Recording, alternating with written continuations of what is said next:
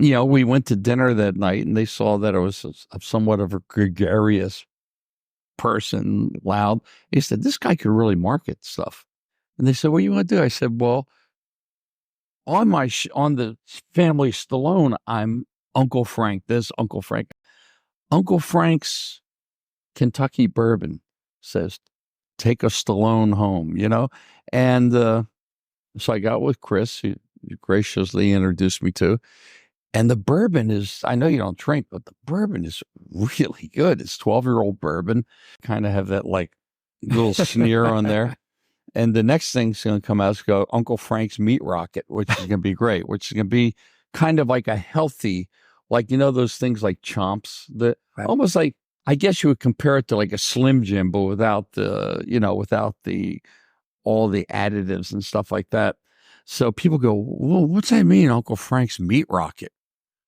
I said, well, that's up to your interpretation. To me, it's like meat and it looks like a rocket. You can do whatever you want with it. But I'm just saying, but I think I want to get into something where I can really stand behind it. I said, this is what it is. It doesn't have nitrates. And I stand by it. Same thing with the bourbon.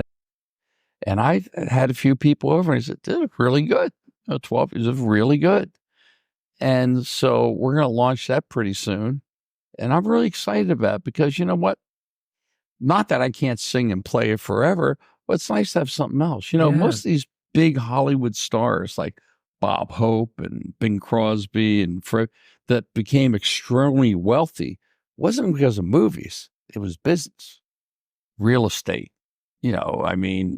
Sunkist with Bing Crosby, Polaroid cameras with Fred McMurray.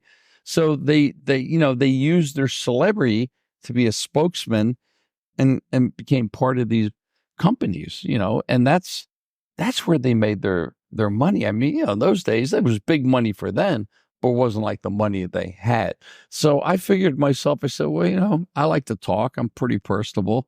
I can sell this stuff, and the numbers they potentially can be extraordinary. I mean, when you think of George Clooney and Randy Gerber, that tequila they put out, they sold the company for $1 billion. $1 billion. Wow.